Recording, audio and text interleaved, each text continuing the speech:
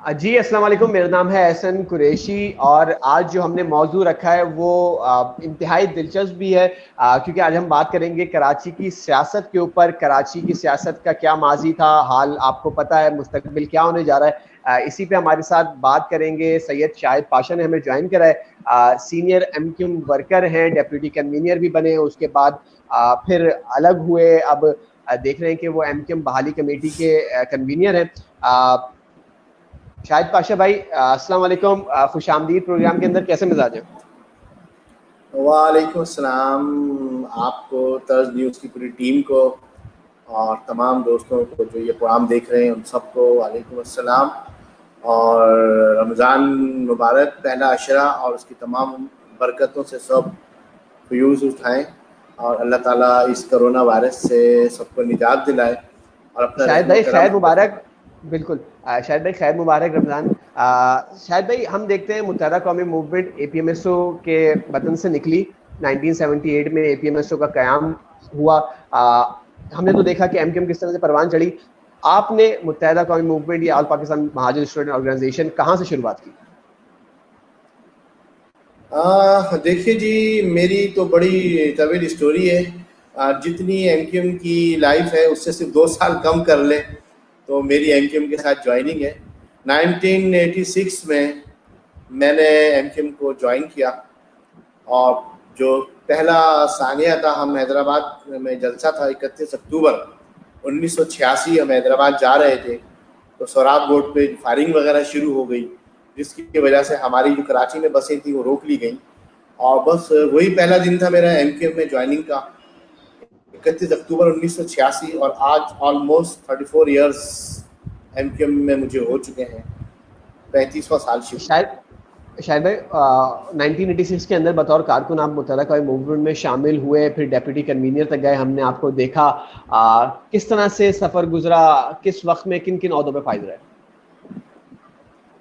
जी माशाल्लाह, सफ़र बहुत अच्छा रहा। मैं देखें एमक्यूएम में बेसिकली एक आइडियोलॉजी के ऊपर एमक्यूएम में शामिल हुआ। बेसिकली जब हम कॉलेज जाया करते थे 1982, 83, 84 तक, तो उर्दू साइंस कॉलेज में मैं पढ़ता था, फेडरल एरिया में रहता था। तो हमने देखा कि राशिद मिनाज रोड पर मुख्तलिफ जगहों पर मुख्तलिफ वक्तों पे कि हम लोगों को, स्टूडेंट्स को भी, लोगों को भी, बस ड्राइवर्स और कंडक्टर्स जो है वो उतार उतार के मारा करते थे और कोई आवाज़ नहीं उठाने वाला होता था, ना लोग डर के मारे बात करते थे।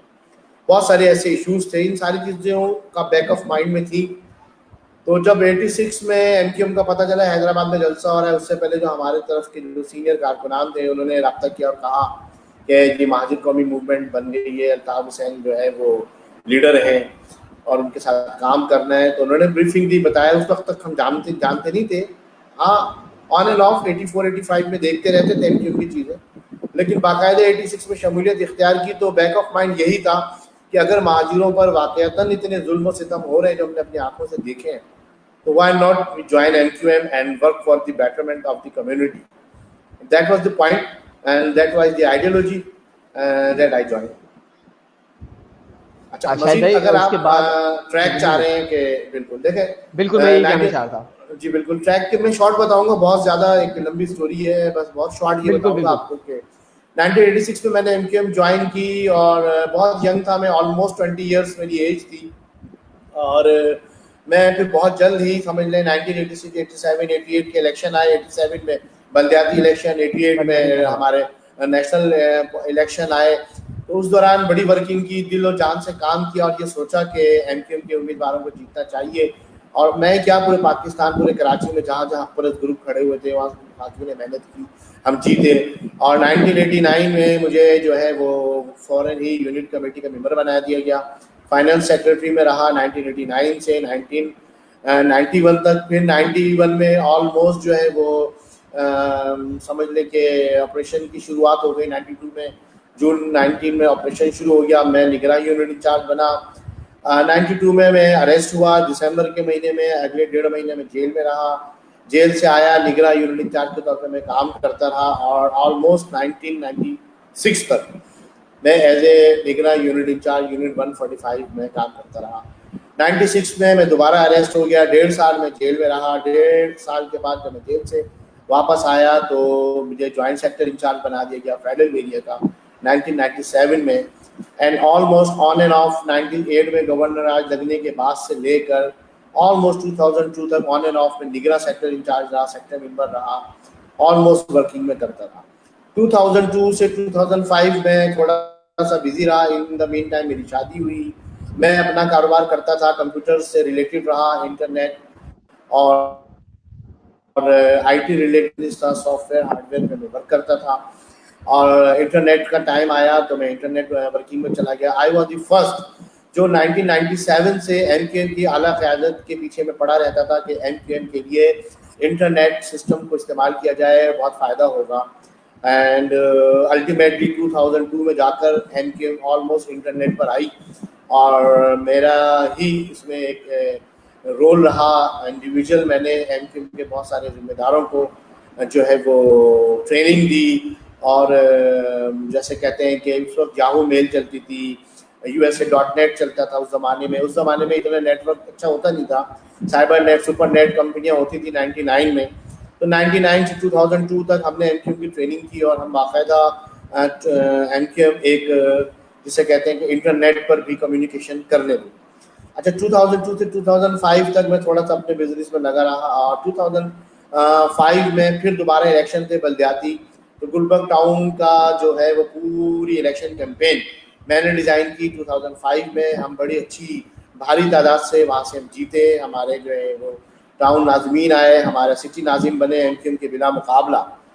तो 2007 में मुझे दोबारा गुलिस्तान जौहर में शिफ्ट हो गया था। मुझे गुलिस्तान जौहर का सेक्टर इंचार्ज बनाया गया 2007 से 2009 तक। गुलिस्तान जौहर का सेक्टर इंचार्ज रहा। फिर 2009 के बाद जो है वो नया सेटअप में मुझे वापस यूनिट भेज दिया गया, यूनिट से काम करता रहा।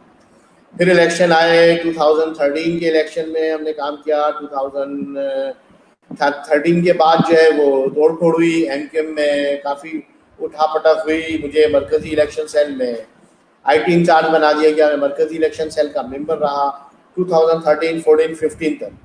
8 अगस्त 2015 वो दिन था जब बानी व कायदे तहरीक जनाब जो एमक्यूएम के थे उस वक्त अल्ताफ़ हुसैन भाई, वो एमक्यूएम की बिगड़ती हुई सूरत हाल से बहुत ज़्यादा नाला थे, परेशान थे, रो रहे थे और बहुत हालात ख़राब थे। मैं भी चूँकि इस दौरान देखता रहा कि एमक्यूएम का सत्यानाश हो रहा है। ख़ास तौर पे 2008 से लेकर 2013 तक तो एमक्यूएम का सत्यानाश कर दिया। जो उस वक्त की राब्ता कमेटियाँ थी, जो उस वक्त के जिम्मेदारान थे, भत्ता mafia, China cutting, target killing, यानी कि एमक्यूएम में कौन सी ऐसी बुराई थी जो नहीं आ गई थी। हम देखते थे, कुड़ते थे, जलते थे। लेकिन जब 2013 के बाद ये तय हुआ कि जी एमक्यूएम की राब्ता कमेटियाँ तोड़ी गई, कराची तंजीमी कमेटी होती थी वो तोड़ी गई। उसके बाद मुझे भी मरकज़ी इलेक्शन सेल में अहम जिम्मेदारी दी गई। तो 2015 में जब ये खिताब हो रहा था बानी का, तो उस वक्त मैंने खड़े होकर ये बात कही कि ये शोर मचाने से और रोने से और राब्ता कमेटियाँ तोड़ने से 100 दफ़ा आप राब्ता कमेटियाँ तोड़ दें, 100 दफ़ा आप राब्ता कमेटियाँ बना लें, कुछ सही होने वाला नहीं है। क्योंकि बुराई की जड़ यही जिम्मेदारान है। निचली सतह पे तो कारकुनान बड़े परेशान हैं, लापता भी हो रहे हैं, गिरफ्तार भी हो रहे हैं, बेरोजगार भी हैं। तो उन्होंने कहा मुझसे कि मतलब तुम क्या कर लोगे, तुम क्या सही कर सकते हो एमक्यूएम? चूंकि देखिए मैं बुनियादी तौर ये चीज जो आपने निशानदेही करी कि एमक्यूएम के अंदर ये सारी खराबियां हो रही है, राब्ता कमेटी को तहलील करने से, कराची तंजीमी कमेटी को तहलील करने से फायदा नहीं होगा, गलतियां जिम्मेदारान कर रहे हैं। ये जो आप कह रहे थे आपको तुम क्या कर लोगे, ये बात आपसे किसी रुकने राब्ता कमेटी ने की या उस वक्त के कायद मोहतरम जनाब अल्ताफ हुसैन साहब ने की थी? नहीं, अल्ताफ भाई से बराह रास्त गुफ्तगू हो रही थी, वीडियो लिंक पर बात हो रही थी। तो मैंने कहा कि देखिए मैं तो बुनियादी बेसिक मेंबर हूँ और मैं unit incharge, unit committee, unit का कारकुन, sector incharge, sector committee, sector का कारकुन, इलेक्शन सेल में सारे काम देखता हुआ आया हूँ। मैं अपने तजुर्बे की बुनियाद पर कहता हूँ कि मुझे अगर मौका दिया जाए तो मैं 100% सही कर सकता हूँ, क्योंकि मुझे खराबी की वजह भी मालूम है और इलाज भी मालूम है। तो फिर उन्होंने कहा तुम राब्ता कमेटी में आ जाओ फौरन। तो 8 अगस्त 2015 उस वक्त कोई 250 से 300 लोग बैठे थे खुर्शीद मेमोरियल हॉल में। पुरानी राब्ता कमेटी, मौजूदा राब्ता कमेटी, तमाम शोबा जहाज, APMSO, लेबर डिवीजन, ऑलमोस्ट पूरा MNA, MPS, सेनेटर सब बैठे हुए थे। और मैं रोया बहुत, मुझे बहुत रोना आया और मैंने कहा कि बर्बाद हो रही है, खत्म हो जाएगी। मेरी उस वक्त की प्रिडिक्शन थी कि 2018 तक अगर हमने एमक्यूएम को सही नहीं किया तो लोग एमक्यूएम को वोट भी नहीं देंगे। और बहरहाल मुझे राब्ता कमेटी में शामिल किया गया 2015 8 अगस्त। उसके बाद 2015 19 अगस्त, यानी ऑलमोस्ट आप ये समझ लीजिए कोई 11 दिन की मेरी वर्किंग थी, जो मैं यूनिट्स और सेक्टर्स में गया और मैंने भाग दौड़ की और मैंने तमाम जो खराबियां थी उनको लिखा और एक मैंने रिपोर्ट बनाई और रिपोर्ट बना के मैंने वहाँ भेजी और मैंने उसमें लिखा, बाकायदा लिखा कि हमारे यूनिट और सेक्टर के साथियों का जो इखलाकियात उसका जनाजा निकल चुका है।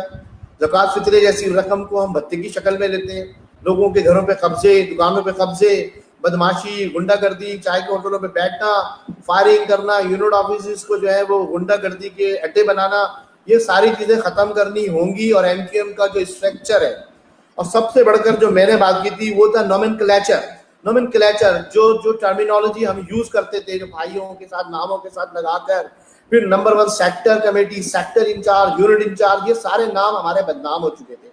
मैंने पूरी रिपोर्ट लिखी और मैंने कहा कि वंस फॉर ऑल तमाम चीजों को चेंज करना पड़ेगा। इन शॉर्ट एमक्यूएम की रीब्रांडिंग करनी पड़ेगी। तो उस पर हमारी राब्ता कमेटी के जो लोग आज भी काबिज बैठे हैं उनमें काफी लोग नाराज हुए, शोर मचाया और एक ऑनलाइन इजलास के अंदर कोई मेरी चीजों को मानने के लिए तैयार नहीं था।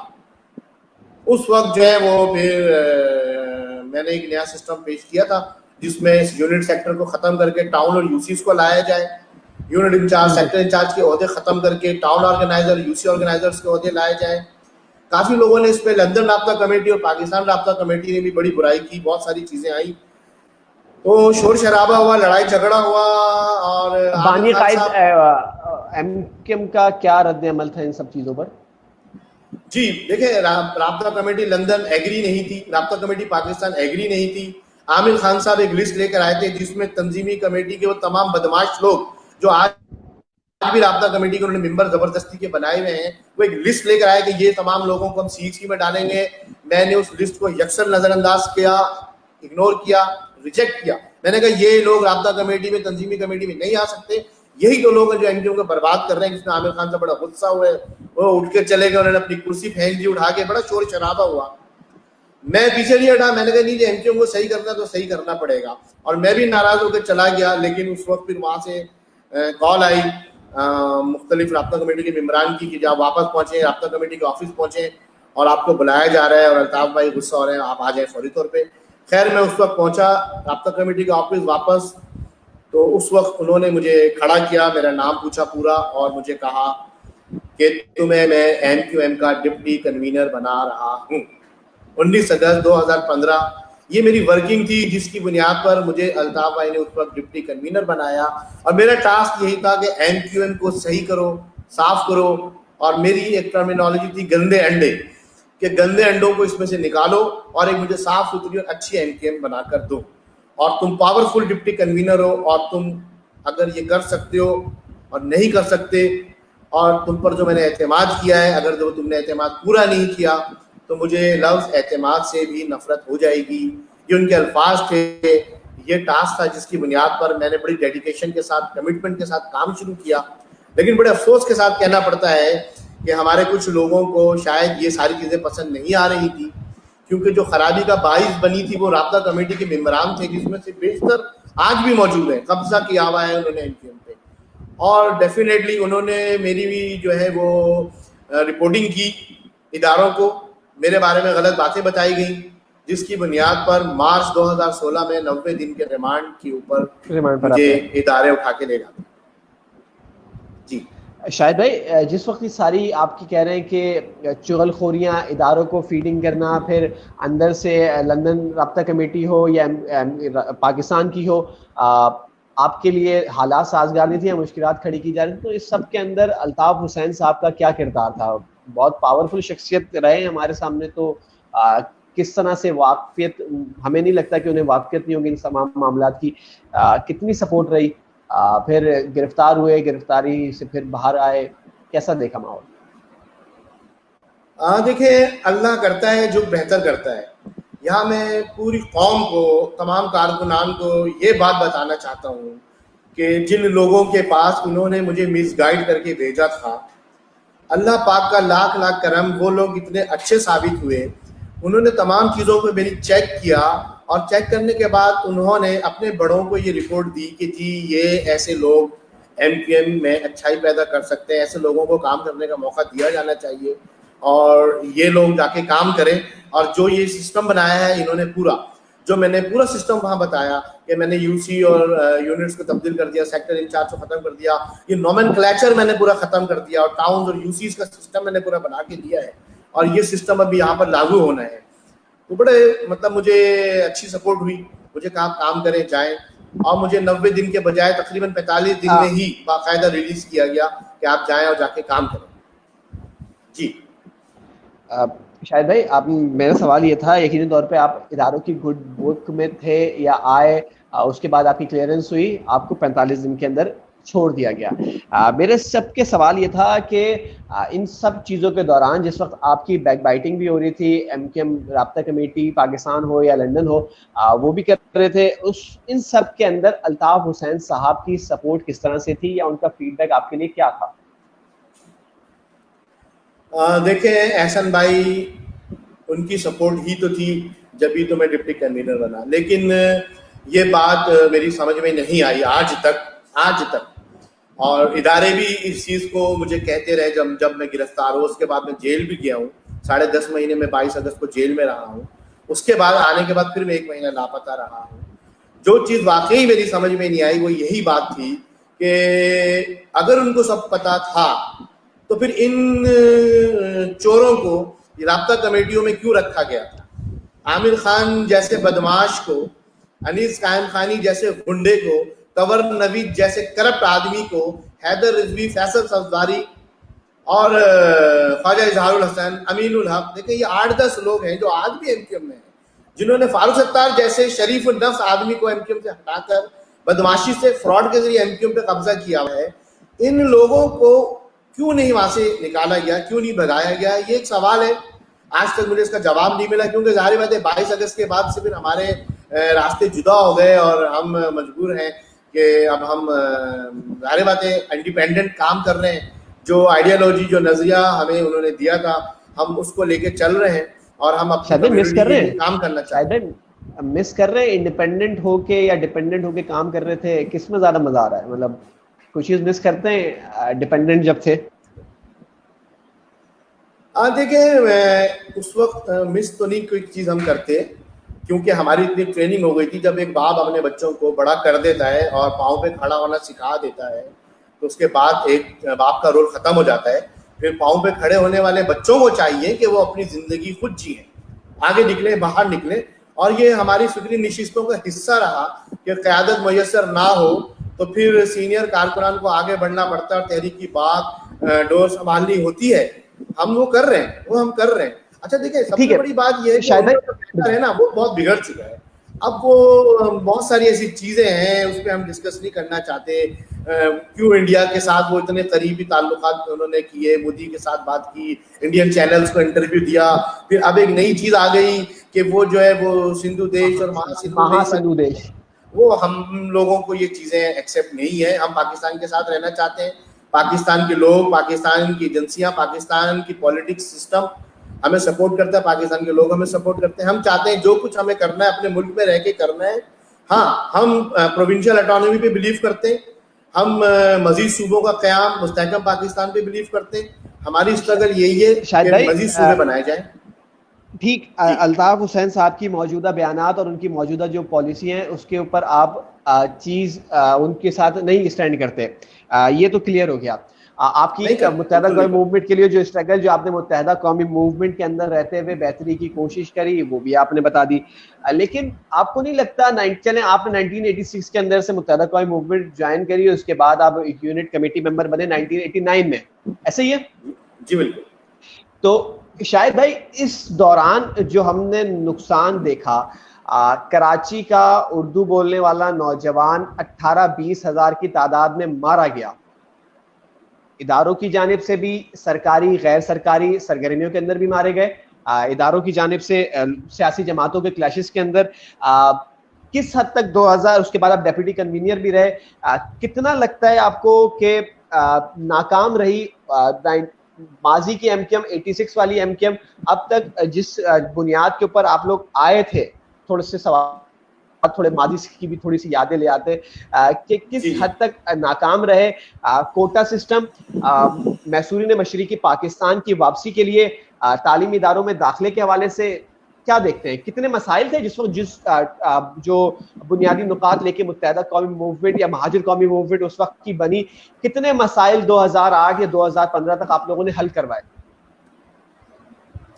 देखिए, मैं बदकिस्मती से जब 35 साल पहले एमक्यूएम बनी थी ना, जो हमारे मसाइल मौजूद थे महाजिरों के खास तौर पे, वो आज भी मौजूद है।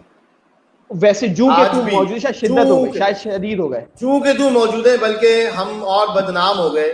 दीगर कौमियतों में, दीगर लोगों में, इदारों में हम एक दहशतगर्द के नाम से पहचाने जाने लगे। लेकिन इन तमाम चीज़ों के बावजूद मैं ये कहता हूँ ना, ये गम नहीं कि रह गई मंजिल की आरज़ू, ये गम नहीं कि रह गई मंजिल की आरज़ू, ये गम नहीं कि रास्ते हमवार हो गए। देखिए, अब हमारे रास्ते हमवार हो गए। हमने अपने बड़ों की गलतियों से सबक सीखा है। हमने अपने रहनुमाओं की जो बदकिरदारियां थी, हमारे रहनुमाओं की जो करप्शन थी, उसका खमियाजा महाजिर कौम ने भुगता है, कारकुनान ने भुगता है। आज हर एमक्यूएम का जिम्मेदार आप उठा के देख लें, कंवर नवीद अरबपति, आमिर खान अरबपति, हैदर रिजवी अरबपति, इजहारुल हसन अरबपति, अल्लाह आपका भला करे, फैसल शहीदों के घर में तो आज भी 3000 ही आ रहे हैं, वो भी नहीं आ रहे अब तो, वो भी नहीं आ रहे भाई। शहीदों को तो आमिर खान कहता है पूछो ही नहीं। ये सोफे पे लेटा रहता था जब मैं कहता था शहीदों की फैमिली आई, कहता आप मिलने, मुझे नहीं मिलना। ये देखें, ये इन लोगों ने आज के दौर में, मैं आपको बताऊं, एमक्यूएम एक कंपनी बन चुकी है।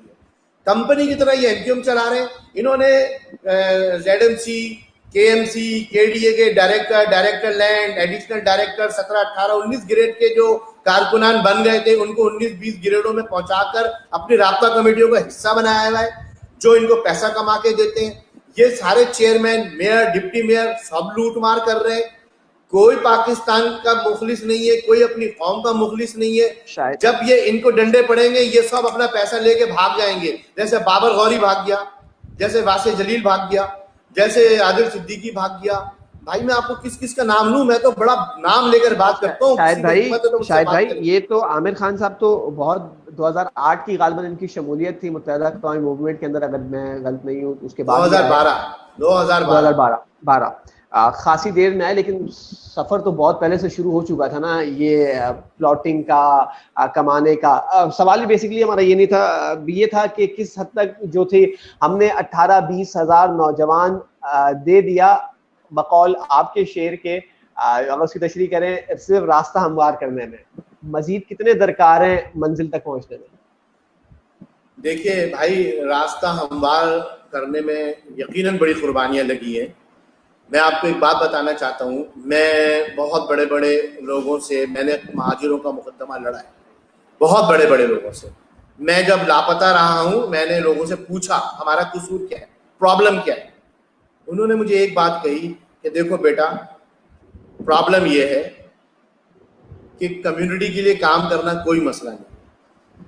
किसी ज़माने में होता था, नारायण महाजिर में जूते पड़ते थे। आप लोग एक हकीकत तो अपनी कम्युनिटी के लिए काम करो। प्रॉब्लम यह है कि आप लोग अपनी कम्युनिटी के लिए भी काम नहीं कर रहे। आपके लड़के कलाशनकोव, चाइना कटिंग और लूटमार, चोरी चकारी में पड़ गए। आपके बच्चे तालीम हासिल नहीं कर रहे। एक ज़माने में महाजिरों को तालीम से पहचाना जाता था। ये बड़े लोगों की ऑब्जर्वेशन है जो इस ऑपरेशन को डील कर रहे हैं। ये अगर ऑपरेशन नहीं होता ना, तो हम अपने ही लोगों के हाथों सब मारे जाते और इस कराची में गुंडागर्दी का राज होता। सलाम है उन इदारों को जिन्होंने ये ऑपरेशन किया और महाजिरों को, खास तौर पे कारकुनान को एमक्यूएम के ज़ाये होने से बचाया। वजह इसकी ये है, आप ग्राउंड पर रह के जो काम कर सकते हैं अपनी कम्युनिटी के लिए करें, आपको इसकी इजाजत है। अब आप ये देखिए कि जो अभी बची कुछ एमक्यूएम है, जो बहादुराबाद में बैठे हुए हैं, जरा मुझे तो बताइए, उंगलियों पे गिन लें उनके नाम और उनकी जायदाद। हमने सिर्फ उनसे एक सवाल किया था, फारूक भाई और मैंने, कि 22 अगस्त तक आपने जो सवाल किया था ना बानी के बारे में, 22 अगस्त तक उन्होंने कहा जो तुम लोगों ने लूटा, जितना माल बनाया, उसके जिम्मेदार कौन है। लेकिन 22 अगस्त के बाद अब चूंकि फारूक भाई ने बात दौर संभाली तो फारूक भाई जिम्मेदार हैं। तो अब अगर हम ये सवाल करेंगे कि लूट मार और करप्शन हो रही है तो लोग हमारा गिरेबान पकड़ के पूछेंगे तो भाई अब तो आप जिम्मेदार हो। तो फारूक भाई ने कहा एक लाइन खींच दे, हम पहले वाली करप्शन का हिसाब नहीं लेंगे, लेकिन 22 अगस्त के बाद होने वाली करप्शन का हम पूछेंगे। हम एक एहतसाब कमेटी बनाएंगे, हम एक अदालत कायम करेंगे, जो करप्शन करेगा, जो चोरी चकारी अखरबा परवरी करेगा, हम उसको अदालत में खड़ा करेंगे और उसको सजा देंगे। अब ये बात बुरी लग गई आमिर खान को, ये बात बुरी लग गई ख्वाजा इजहार को। एक कामरान टेसुरी भाई का उन्होंने शोषा छोड़ा, बहाना बनाया सेनेट की टिकट का और कुछ भी नहीं। उसके बाद इन्होंने एक फ्रॉड के जरिए कोई रेजोल्यूशन पास नहीं हुई, एक झूठी रेजोल्यूशन बनाकर इलेक्शन कमीशन में जमा करवाई और फारूक सत्तार भाई को लिखा कि हमने कन्वीनरशिप से हटा दिया। देखें, इंट्रा पार्टी इलेक्शन से जो बॉडी मुंतखब होके आती है वो body next intra party election तक मेंबर रहती है। आप उसको हटा नहीं सकते, खारिज नहीं कर सकते। आप किसी प्रॉब्लम किसी पर सस्पेंड तो कर सकते हैं, लेकिन आप उसकी बुनियादी रुकनियत इलेक्टेड बॉडी की खत्म नहीं कर सकते। बिल्कुल, जैसे मैं डिप्टी कन्वीनर हूं, मुझे ये नहीं कर सकते। शायद भाई ऐसा ही है, लेकिन क्या जिस तरह से आपने कहा कि एक जो गैर आईनी जो पार्टी का आइन बना हुआ था उसकी खिलाफ वर्जी करते हुए आप लोगों को निकाला गया, आप लोगों से मुत्तदा कोई मूवमेंट छीनी गई। क्या इससे पहले जो रुकने राब्ता कमेटी बनते रहे, क्या वो इंट्रा पार्टी इलेक्शन के तहत आते रहे सारे के सारे? यस, इंट्रा पार्टी इलेक्शन ही होते थे और सारे ऑलमोस्ट सारे ही तकरीबन। जो राब्ता कमेटी अगर फर्ज करें अल्ताफ भाई बनाते भी थे ना, तो उसके बाद नेक्स्ट इंट्रा पार्टी इलेक्शन का इनेकाद करके उसको कारकुनान के वोट के जरिए वैलिडेट कर लिया जाता था। लेकिन मैं आपको एक बात बताऊं, ये तमाम जो इलेक्शन होते रहे हैं ना, इनकी शफाफियत पे क्वेश्चन मार्क है, जितने भी होते यकीनी तौर हम ये चाह रहे हैं, मैंने पूरा सिस्टम बनाया हुआ है। जैसे ये मैंने टाउन और यूसी का सिस्टम बनाया था, वैसे ही मैंने एक इलेक्टोरल बॉडीज, मैंने ये क्या बनाया कि इलेक्टोरल कॉलेजेस बनेंगे। इलेक्टोरल कॉलेजेस का ताल्लुक यूसी लेवल से होगा, ग्राउंड लेवल से, ग्रॉस रूट लेवल से होगा और राब्ता कमेटी या मरकजी कमेटी तक जाएगा। तब ये इंट्रा पार्टी इलेक्शन होंगे फ्री एंड फेयर और इम्पार्शियल। उसके लिए इलेक्टोरल कॉलेजेस का डेफिनेशन डिफाइन होना बहुत जरूरी है, जो कि हमारे आइन में मौजूद नहीं है। इलेक्टोरल कॉलेजेस को हम डिफाइन करेंगे, ये राब्ता कमेटी हम तहलील करेंगे और नई राब्ता कमेटियां या मरकजी कमेटी बनेगी बाकायदा इलेक्टोरल कॉलेजेस के जरिए, और नीचे से लेके ऊपर तक तमाम लोग बाकायदा इलेक्शन के जरिए, इंट्रा पार्टी इलेक्शन के जरिए मुंतखब होकर आएंगे इंशाल्लाह। ये आपने मुस्तकबिल की बात करी, शायद ही कि आप लोग ऐसा चाहते हैं कि इस तरह से चीज़ें और मामला चले। ठीक है, आपने कहा जी पहले वाली जो चीज़ें हुई खराबी मुतहर्रिक कोई मूवमेंट में थी, वो तो फिर अल्ताफ हुसैन साहब ने अच्छा वो मतलब कह गए, तो हमने भी सारी चीज़ें उन पर डाल दी कि जितने माजी की चीज़ें थी वो तो वो साफ करते रहे, हमारा ताल्लुक नहीं, हमारा बैंक अकाउंट अगर किसी का भरा है तो बाकी आपने नाम लिए सारे के सारे, खबर नवेज जमीलो, अरबपति, आमिर खान अरबपति बन गए। शायद भाई कामरान अख्तर आपके साथ होते हैं, कुछ पता है कहाँ से कैसे कहाँ तक पहुंचे बल्दिया टाउन से होते हैं? हाँ, कामरान अख्तर भाई हमारे सबसे पहले वो टाउन नाजिम रहे, सेक्टर इंचार्ज रहे, फिर एमपी रहे, और एमपी की उनकी बड़ी मशहूर स्पीच है, नहीं था एक सिलेक्शन पे उनके भी सवाल है जिसके ऊपर वो नेशनल असेंबली के अंदर, प्रोविंशियल असेंबली के अंदर नुमाइंदगी कर रहे थे पढ़ी लिखी कौम के अंदर, और यकीनी तौर पे वो उर्दू का पेपर, इंग्लिश का पेपर उनके हाथ में था जिसके अंदर वो शायद ही नाकाम रहे। किस तरह से देखते हैं उनका सिलेक्शन भी? और हमने क्योंकि जाती तौर पर हम लोग घूमते रहे तो चीज़ें हमने भी उनकी देखी थोड़ी सी, गालबन जहाँ बाकियों ने कुछ मतलब अपने हाथ पांव सीधे करे, किचन सीधा करा, शायद उन्होंने भी करा। तो क्या उनका भी एहतसाब हो सकता है? मौजूदा जो अभी आपकी रजिस्ट्रेशन रिस्टोर कर रहे हैं, आप लोग कोशिश कर रहे हैं मुतहर्रिक कोई मूवमेंट को, तो ऐसा नहीं है कि मतलब अपने वाले में देखें यार हमारे ग्रुप में ये है, मतलब इसका भी हमने एहतसाब किया है, देखो हम स्टार्ट करते हैं, पहले हमने इसको चलता करा, ऐसा कुछ है? देखें, आपको मैं स्ट्रेट अवे एक बात बताऊं, चलता हमने किसी को भी नहीं करना है, चलता हमने किसी को भी नहीं करना है। हमने सबको जोड़ना है और सबको एक बैनर तले और एक प्लेटफॉर्म पर वापस लेकर आना है। और उसके बाद हिस्सा बाकदुरे जुस्सा, जिसने जितनी करप्शन की है उसको उतनी सजा मिलेगी। मुझे नहीं पता आप कामरान अख्तर भाई की शायद किस तरह से क्या मैकेनिज्म मैं नहीं बनाएंगे, जानता किस ऐसा तरह से उन्होंने सजा क्या देंगे? किया है। जी बिल्कुल, इसकी एक अदालत बनाएंगे हम। हमारे कॉन्स्टिट्यूशन जो है एमक्यूएम का, उसका जो आर्टिकल 15E कहता है कि एक कमेटी बनाई जाएगी जो एहतसाब कमेटी होगी, जिसका नाम होगा एहतसाब कमेटी। ये एहतसाब कमेटी टोटली कन्वीनर से लेकर कारकुन तक सबका एहतसाब करेगी। उसके लिए बाकायदा अदालत लगेगी, जिसके ऊपर भी इल्जाम आएगा उसको अपनी अदालत में आकर अदालत में सबूत पेश किए जाएंगे और उसको अपने आप को बेगुनाह साबित करना होगा।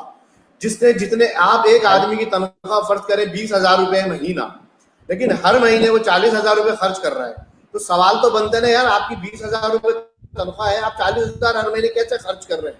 ये सवाल बनता है। ये सारे सवाल हम उस अदालत में लेकर जाएंगे। शायद भाई बिल्कुल जी जी शायद भाई ये वाला सवाल तो बनता है कि पैसे कहाँ से आए। अच्छा, ये जिसने साहब ने कहा कि हम एक कमेटी, भाई अदालती निज़ाम टाइप की एक कमेटी बना देंगे जिसके आगे सबको अपने ज़राए आमदन और अखराजात की तफसील देनी होगी, ताकि उससे पता चल जाए कि किसने काला धन कमाया, किसने सफ़ेद धन कमाया। आपने थोड़ी देर पहले सलाम भी पेश किया इदारों को कि उन्होंने आपको क्लीन चिट दी। क्लीन चिट तो उन्होंने आमिर खान और अमीनुल हक, कंवर नवेद, ज़्यादा एक्टिव तरीके से उनको ज़्यादा दे दी। मतलब ऐसे कैसे, मतलब इदारे गलती करके इस जगह? ऐसा नहीं, देखिए ऐसा कुछ नहीं है। मैं आपको साफ वाज़ेह तौर पे ये बात बता दूं, ये हमारे यहाँ पाकिस्तान की पॉलिटिक्स का एक अलमिया है कि जो चीज़ आपको नहीं मिलती है ना, वो आप दूसरे पे उसका इल्ज़ाम डाल के जो है ना कोशिश करते हैं बच जाए।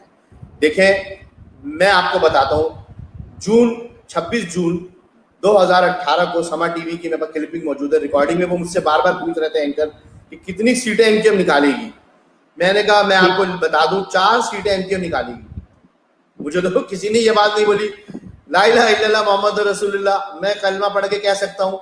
मेरी अपनी ऑब्जर्वेशन थी कि एमक्यूएम की जो हालत इन्होंने कर दी है, आमिर खान ने, कंवर नवीद ने, खालिद मकबूल भी इसमें अब शामिल हो गए हैं।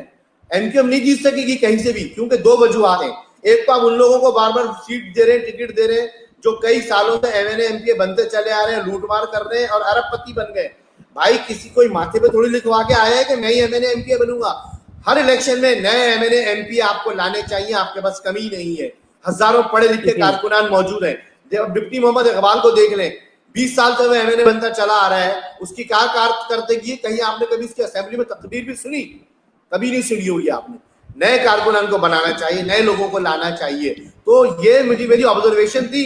उसके ठीक आप देख ले, 1 महीने बाद इलेक्शन होते हैं। 25 जुलाई 2018 को एमक्यूएम कराची से सिर्फ 4 सीटें जीत पाई।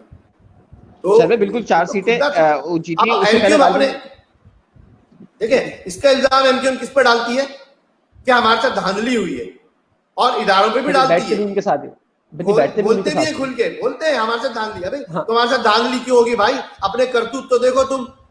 तुमने सत्यानाश कर दिया महाजनों का, पढ़े लिखे कौम का तुमने बर्बाद कर दिया। इल्जाम भी उस पे लगाते हैं कि मतलब मेरे घर में इसने चोरी की है, फिर महफिल में बैठते भी उसके साथ ही, मतलब मोहल्ला कमेटी में बैठते भी उसके साथ ही, मैं मोहल्ला कमेटी में बैठे भी उनके साथ होते हैं। शायद भाई आपने मुत्तहदा कौमी मूवमेंट का इलेक्शन सेल देखा 2013 के इंतखाबात में, क्या ये ठीक है ना? ऐसे ही आपने बताया? नहीं, 2018 में तो मैं नहीं था ना, मैं कहाँ था? 2013 में मैं सिर्फ एक मेंबर था गुलिस्तान जौहर का, जो सेक्टर इलेक्शन सेल था उसके। अच्छा, 2013 की सतह के ऊपर इलेक्शन सेल देख रहे थे। शायद भाई आजीजाबाद जैसे इलाके से हमने देखा, मतलब महाजिर आबादी है, तहरीक इंसाफ के कैंडिडेट ग्राउंड पे वर्कर भी नहीं थे। 35,000 के करीब वोट पड़ गया। बहुत सारी जगहों के ऊपर बहुत ज्यादा सरप्राइज हो गया। कोरंगी जैसी निशिस्त बड़ी मुश्किल से बचानी पड़ी थी। बहुत सारी चीजें हुई, बड़े चीजें की गई, फिर कुछ नशिस्तें बच गई थी। लेकिन उसके बाद हमें लगा था कि बहैसियत कराची वाले कि शायद ये मुत्तहदा कौमी मूवमेंट के लिए आई ओपनर होगा, क्योंकि जो वोट पड़ गया वो तो पड़ गया, वो तो अंडू नहीं हो सकता। तो ज्यादा आ जाए वो तो वो एक अलग बात है कहीं से, लेकिन जिसका पर्ची पे आ गया वो तो है ना। तो शायद भाई उस वक्त भी आंख नहीं खोली, अब भी 18 से 4 कराची से हम देख रहे हैं। आगे क्या देखते हैं? 2023 में गालिबन आम इंतखाबात होंगे, कितनी बची हुई एमकेएम होगी, और साथ साथ सवालात 2-3 और भी आए। पहले तो ये भी एक सवाल ये भी लिख लीजिएगा, भूलिएगा नहीं, उसके साथ साथ कि कामरान टिसोरी साहब कहाँ से आए थे, कहाँ पहुंचे, फिर एकदम से गायब हो गए, कहाँ है कामरान टिसोरी साहब? देखें, कामरान भाई के बारे में मैं भी आपको बताता हूँ। पहला जो आपने सवाल किया था पीटीआई को वोट मिले, इसमें कोई शक नहीं है 2013 के इलेक्शन में, और वो लोगों का फ्रस्ट्रेशन का वोट था कि मतलब इनको दे दो लेकिन इनको नहीं देना। बिल्कुल। देखें बात क्या है, एमक्यूएम का ऑलमोस्ट जो 2008 तक वोट बैंक बन गया था, वो कोई 26 लाख के करीब हमारे वोटर्स थे जो हमें वोट देते थे, ठीक है। 2013 में ये वोट बैंक एकदम 10 लाख वोट नीचे आया, इन्हीं हरकतों की वजह से, जो मैंने आपको बताया ना 2008 से 2013 तक जो हमारी हरकतें हुई हैं, जो हमारे लोगों ने बदमाशियां, गुंडागर्दी, टारगेट किलिंग, चाइना कटिंग की है, टीमें बनाकर हमारे ये लोग जो राब्ता कमेटी में बैठे हुए थे, जो आज दूसरी पार्टी बना के बैठे हुए हैं, किस मुंह से वो दूसरी पार्टी बना के बैठे हो भाई? तुम ही लोग तो थे उस वक्त राब्ता कमेटी में, जो उस वक्त दूसरी पार्टी बना के बैठे हैं। ये लोगों की वजह से हमारा वोट बैंक 10 लाख वोट नीचे आया। अब आप आगे बढ़ते हैं, 2018 में आ जाइए। 2018 में हमारा वोट बैंक मजीद नीचे आया, पीटीआई का वोट बैंक नहीं बढ़ा। देखिए, पीटीआई को लोगों ने जितना आजमाना था 2013 में आजमाया, 2018 में अगर पीटीआई जीतती बहुत बड़े वोट लेकर और उनके वोट 2013 से भी ज्यादा होते तो आप बात करते। बात प्रॉब्लम क्या है? प्रॉब्लम यह है कि हमारा ये वोट बैंक था, पीटीआई का वोट बैंक हमारे बराबर आ गया, ठीक है ना। लेकिन 2018 में हमारा वोट बैंक नीचे चला गया। वो ऊपर नहीं आया, वो ऊपर नहीं आए, वो थोड़ा सा नीचे हुए, लेकिन हमसे जीत गए, 14 सीटें वो ले गए। कैलकुलेशन है, आज भी पड़ी हुई। अगर देखें धांधली का इल्जाम लगाते ना, तो आज आप किसी ना किसी पोलिंग स्टेशन के रिजल्ट को चैलेंज करते, किसी भी पोलिंग स्टेशन को किसी ने भी चैलेंज नहीं किया। कॉल भी तो आ सकती है कि मतलब क्यों चैलेंज कर दिया ऐसे, क्योंकि हम लोग उस वक्त थे जिस वक्त जौहर के इलेक्शन थे, आलमगीर साहब कंटेस्ट कर रहे थे पाकिस्तान तहरीक इंसाफ की तरफ से, चिश्ती साहब थे मुत्तहदा कौमी मूवमेंट की तरफ से। तो जाती तौर पे मैं भी वहां था, तो मैंने उनसे पूछा था कि जी सारे इंतखाबात हो रहे हैं, सब आ रहे जा रहे थे, कि धांधली हुई है मुत्तहदा कौमी मूवमेंट के जो कैंप के अंदर लोग बैठे हुए थे? नहीं, बोलते नहीं, हम मुतमईन है, free and fair election announce होता है तो मतलब ऑफिशियली तो आगे ज्यादा किसी ने कुछ नहीं कहा, लेकिन सोशल मीडिया के ऊपर फिर दोबारा कैंपेन चलती है जी धांधली हो गई है। नहीं, देखे मुतमईन इसलिए थे ना कि एमक्यूएम का तो वोटर निकला ही नहीं भाई।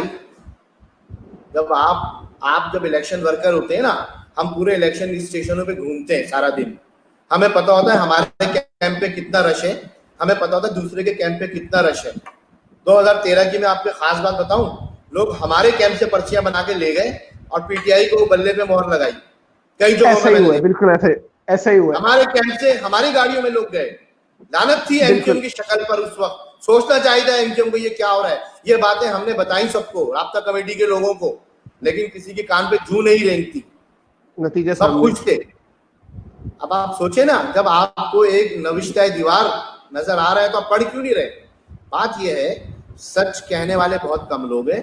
आज भी देखिए, आज भी राब्ता कमेटी में तकरीबन 33 अफराद 32 अफराद हैं टोटल जो इलेक्टेड राब्ता कमेटी है, लेकिन उससे कहीं ज्यादा तादाद में फरमाइशी राब्ता कमेटी के लोग हैं जो गवर्नमेंट मुलाजमीन है, जिनको आमिर खान साहब ने राब्ता कमेटी का मेंबर अनाउंस किया हुआ है। और भाई तो इंट्रा पार्टी इलेक्शन क्या है, पागल बनाया हुआ तुमने कौम को? क्या intra party election free and fair कराओ और सबको उसमें हिस्सा लेने दो, तो मैं तो एक सीट भी नहीं मिलेगी राब्ता कमेटी। शायद भाई ठीक है, हमने देखा माजी की गलतियां हुई, वो सारा के सारा अल्ताफ हुसैन के जिम्मे, उसके बाद का जो हुआ बकौल आपके आमिर खान एंड कंपनी के जिम्मे, ठीक है। मुस्तकबिल क्या देख रहे हैं? कौम बड़ी नाउमीद सी बैठी है, पॉलिटिकल मोबिलाइजेशन ना होने के बराबर है, सियासी धड़े काफी हैं, लेकिन अवाम का पार्टिसिपेशन हमें नजर नहीं आता, सच्ची बात है। क्या देखते हैं हालात कराची के अंदर, जिस तरह से अक़लियत बनाया जा रहा है? आप लोग तब से लेके अब तक सेंसस तब भी नहीं करा सके थे, अब ऐसे क्या मतलब, और हालात इस तरह से बताते भी नहीं कि उस ताकत के साथ, उस पावर के साथ दोबारा ग्राउंड पर आते हुए जल्द नजर आ रहे हैं कि जिस पोजीशन पे पहले रहे। तो कैसे मुतालबात मनवाएंगे? पहले तो ये बताएं कि जो एमक्यूएम की साख बहुत खराब हो गई है अवाम के अंदर, उसको किस तरह से बहाल करेंगे पहले? और एक और भी साथ साथ के जो बहाल चीज है, मुत्तहदा कौमी मूवमेंट समाओ बहाल है, दोबारा कैसे क्यों बहाल करेंगे, फिर इनको बहाल करके यहाँ पे एहतसाब का अमल, उसके बाद इनकी एहतसाब होगा, फिर सजाएं होंगी, फिर आवाम के सामने दोबारा पेश होंगे। ये तो कोई 15-20-30 साल का प्लान लग रहा है, कोई करीब का है करीब तो बताएं। अच्छा, मैं एक आपके ये इस पे सवाल चल रहा है, ये सलमान इश्तियाक साहब बार बार लिख रहे हैं, ये 8 साल आप कहाँ गुमनाम रहे, तो वो कौन से 8 साल की बात कर रहे हैं, जरा मुझे वो एयर तो बताएं, कौन कौन से 8 साल, फिर मैं उनको बता देता हूँ मैं कहाँ रहा हूँ, चले कौन वो सी लिख के ईयर। बताते। हाँ, वो लिखे जरा सलमान इश्तियाक साहब, मैंने तो आपको पूरी तो इतनी हिस्ट्री बता दी, 86 से लेके शायद मैंने भाई, आपको सब बता दिया। अच्छा, आपका जो सवाल लेकिन है वो देख देखें, लेंगे मैं। यस जी जी। अच्छा देखें, आपका जो सवाल है वो ये सवाल है कि अब एमक्यूएम का फ्यूचर क्या होगा। एमक्यूएम का फ्यूचर है, एमक्यूएम के जो लोग खासतौर पे वोटर्स दुखी हो गए, जिन्होंने दिल से, जान से, नोट से, वोट से एमक्यूएम को 30 साल तक दिया, आज वो दुखी हैं और वो गैर मुताल्लिक ला ताल्लुक होकर घर में बैठ गए। हमें उनसे हाथ जोड़कर माफी मांगनी होगी और हमें जो रिस्पॉन्सिबल लोग हैं उनको सजा देनी होगी, जिन्होंने एमक्यूएम को बर्बाद किया है। वो रिस्पॉन्सिबल लोगों को बताना होगा हमें कि लोगों को, आवाम को गिरेबान पकड़ के भाई ये आपके रिस्पॉन्सिबल लोग हैं और हम आपके पास ये पूरा प्लान लेकर आए हैं। आइंदा करप्शन, बदमाशी, गुंडागर्दी जो करेगा वो पुलिस में जाएगा, जेल में जाएगा, ये लापता हो जाएगा, हमारी भी जिम्मेदारी नहीं होगी। एक तो हमें ये कारकुनान के साथ बात करनी पड़ेगी। नंबर 2, जो सबसे इंपॉर्टेंट बात है जो आपने की, जिसका मैं जवाब देना चाहता हूँ, वो ये है कि एक वक्त आएगा, हम एक प्रेस कॉन्फ्रेंस करेंगे जब हम ये कब्जागिरों से एमक्यूएम छुड़ा लेंगे। हम लोगों को ये सारी, मैं रिस्पॉन्सिबिलिटी बता रहा हूँ ना, किस किस पे मैं फिक्स कर रहा हूँ कि कौन क्या है, कौन क्या है, हमें सब पता है, लोगों को भी पता है। जब इनको जूते पड़ेंगे और इनके माल और दौलत का रिकॉर्ड हम लगा के लोगों को दिखाएंगे और इनको ये जेलों में जाएंगे, इदारे इनको पकड़ेंगे, अदालतें इनको सजाएं सुनाएंगी, तब लोगों को पता चलेगा कि भाई ये खराब लोग थे, ये अच्छे लोग हैं। देखिए, लोगों के पास आज भी कोई चॉइस नहीं है, लोग आज भी एमक्यूएम को वोट देना चाहते हैं, लेकिन लोग चाहते हैं कि एमक्यूएम साफ सुथरी और एक अच्छी एमक्यूएम नजर तो आए, कुछ तो उम्मीद भर आए। अभी जो हमारे रहनुमा हैं जो बने बैठे हैं, उनके लिए मैं एक शेर कहता हूं, उससे लोग समझ जाएंगे। ये वो रहनुमा है जिनके लिए मैं कहता हूं कि काफिले दलदलों में जा ठहरे, काफिले दलदलों में जा ठहरे और ये रहनुमा फिर भी रहनुमा ठहरे। इन रहनुमाओं को पकड़ के जूते लगने चाहिए, इनके करतूत के हिसाब से इनको जेलों में जाना चाहिए। लोगों को बताना चाहिए कि ये लोग हैं जिन्होंने एमक्यूएम को बर्बाद किया है। अपने घरों में 4-4 गाड़ियां, 8-8 बंगले, इनके फार्म हाउसेज हैं, इनके दुनिया से बाहर इनके बिजनेस चल रहे हैं। शायद भाई, बिल्कुल आपने कहा कि जिसने गलती की है उनको एहतसाब का सामना भी करना पड़ेगा, जेल जाना पड़ेगा, कुछ इस तरह के प्लान है। शायद भाई, हम देखते हैं कि मतलब ये कोई कह लें कि मुस्तकबिल करीब में ऐसी चीज होती हुई बहुत जल्द नजर नहीं आ रही। आपको क्या लगता है कितना आ रही है? मैं ये लोगों को बहुत गुड न्यूज देना चाहता हूँ, खास तौर पे हकपरस्त और नजरियाती कारकुनों को, कि बहुत जल्द इंशाअल्लाह हम फारूक भाई को 5 फरवरी की हैसियत से बहाल करके कन्वीनर बनाएंगे। राब्ता कमेटी, जो इलेक्टेड राब्ता कमेटी है, उसके अक्सरियती मेंबरान से हमारे राब्ते हैं। अक्सरियती मेंबरान ये 8 या 9 अफराद हैं जो राब्ता कमेटी के करप्ट लोग हैं, बाकी लोग हैं silent majority. Silent majority agree है। अभी देखिए, खालिद मकबूल भाई को भी इन्होंने कट्टे लाइन लगा दिया है, इन तमाम राब्ता कमेटी के करप्ट लोगों ने मिलकर। अभी तमाम लोग एग्री हैं कि ये हालात जरा कोरोना वरोना खत्म हो जाए। अगर कोरोना नहीं होता ना तो अभी तक ये काम हो चुका होता। अभी हम सब एग्री हो चुके हैं, एक पेज पर हैं। हम इन तमाम फ्रॉडियों को, जिन्होंने फ्रॉड करके फारूक सत्तार भाई को हटाया है, एक बड़ी प्रेस कॉन्फ्रेंस के जरिए इनका भांडा फोड़ेंगे, बताएंगे कि ये है फ्रॉडी है, इन्होंने फ्रॉड करके पूरी कंपनी बना दिया एमक्यूएम को और लूट मार में लगे हुए। यूसी चेयरमैन से लेके मेयर, डिप्टी मेयर तक अवाम का खून पसीना चूस रहे हैं। इंशाअल्लाह ये राब्ता कमेटी फैसला करेगी, फिर उसके बाद हम एक कोड ऑफ कंडक्ट जारी करेंगे, एक हमने बाय लॉज बनाए हैं, इलेक्टोरल कॉलेजेस डिफाइन करेंगे, इंट्रा पार्टी इलेक्शन का तरीकेकार डिफाइन करेंगे। सारी चीजें डिफाइन करने के बाद हम ये राब्ता कमेटी को तहरीर करेंगे और एक free and fair election commission, एक इंट्रा पार्टी इलेक्शन कराएगा, जिसके जरिए कारकुनान को ये मौका हासिल होगा कि वो साफ सुथरे लोगों को अपना मेंबर मुंतखब करें मरकजी कमेटी का, और ये ग्रॉस रूट लेवल यूसी से लेकर टॉप लेवल तक इलेक्शन होंगे। और इंशाअल्लाह ये 1 महीने के बाद आप चीजें आपको ग्राउंड पे नजर आना शुरू हो जाएंगी। शायद भाई कह रहे हैं कि कोरोना का रोना थोड़ा सा कम हो, खत्म हो तो मुत्तहदा कौम मूवमेंट के अंदर तब्दीली नजर आएगी।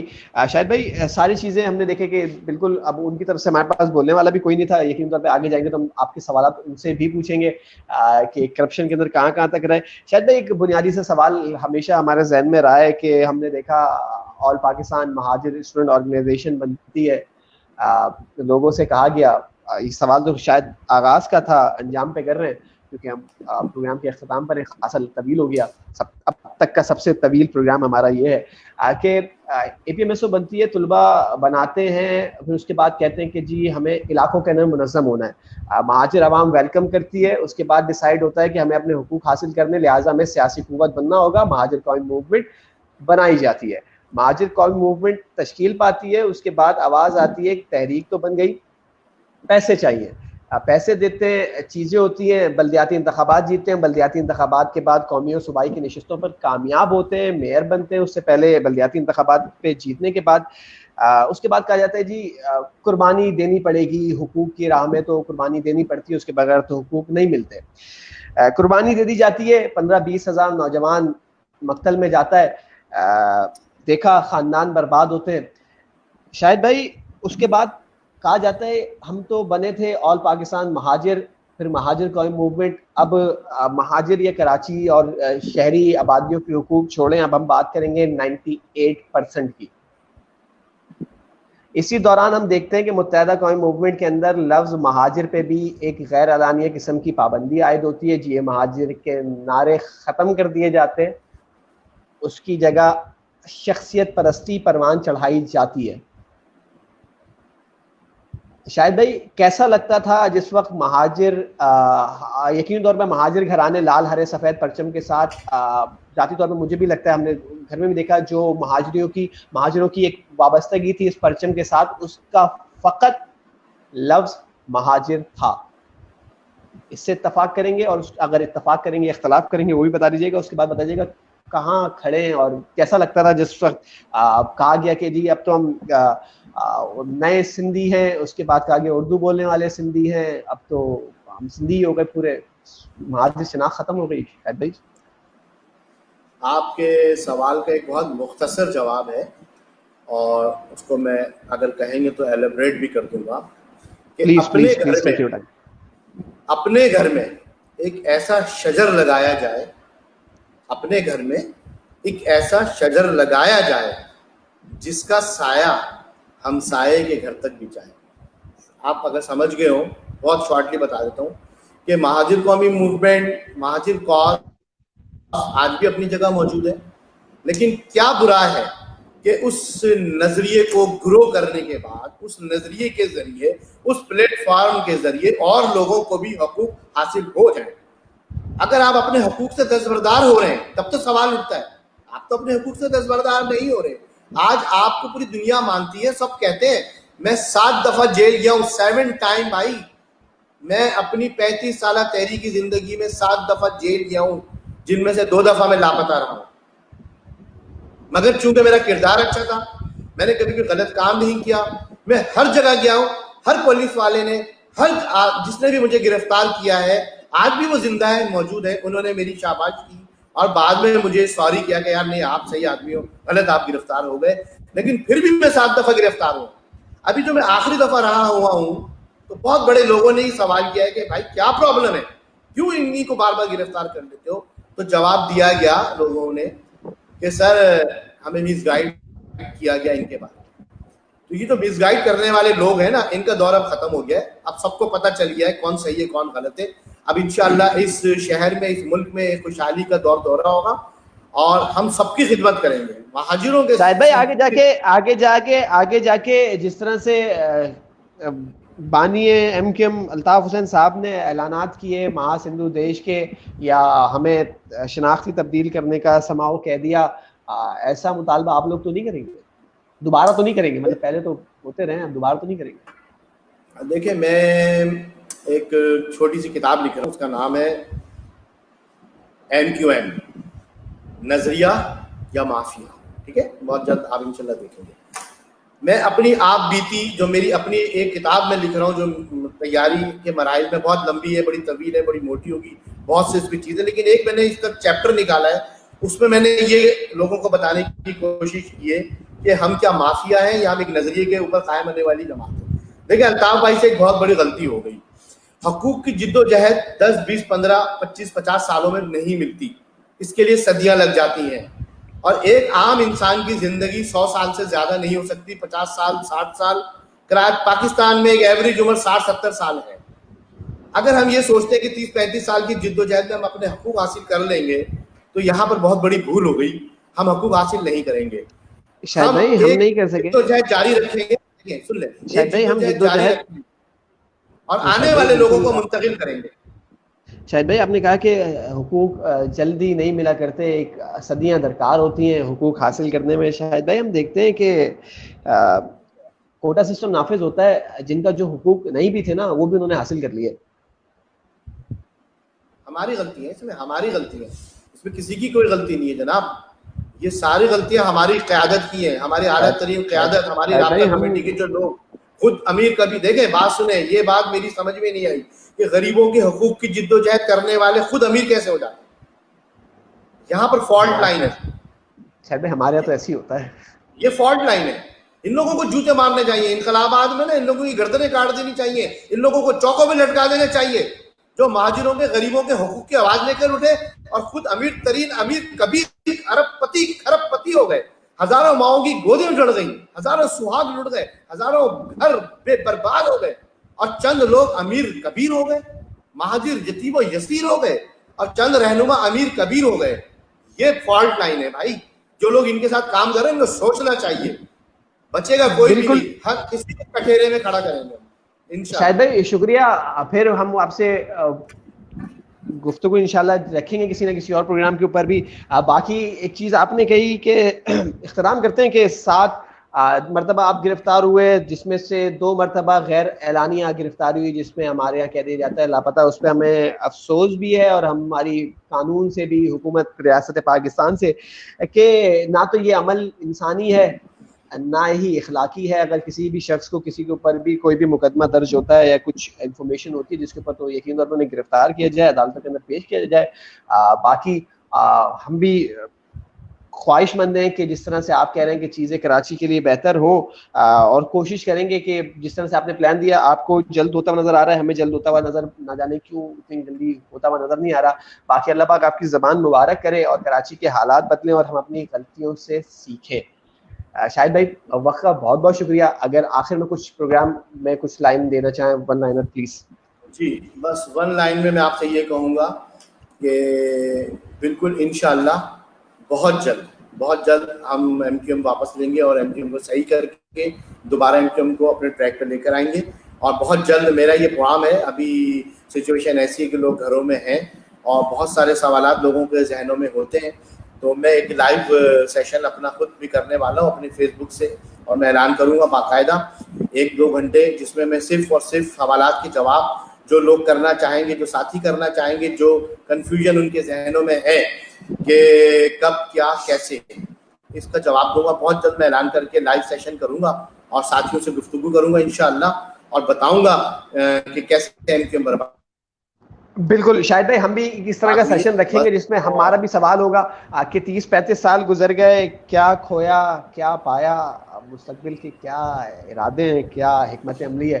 शाहिद भाई अपना बहुत ख्याल रखिएगा और नाज़रीन आप भी अपना बहुत ख्याल रखें और दुआओं पे हमें याद। पाकिस्तान जिंदाबाद, जिंदाबाद। अपना और अपनों का ख्याल रखें, हमें इजाज़त दीजिए। शुक्रिया, अल्लाह हाफिज़।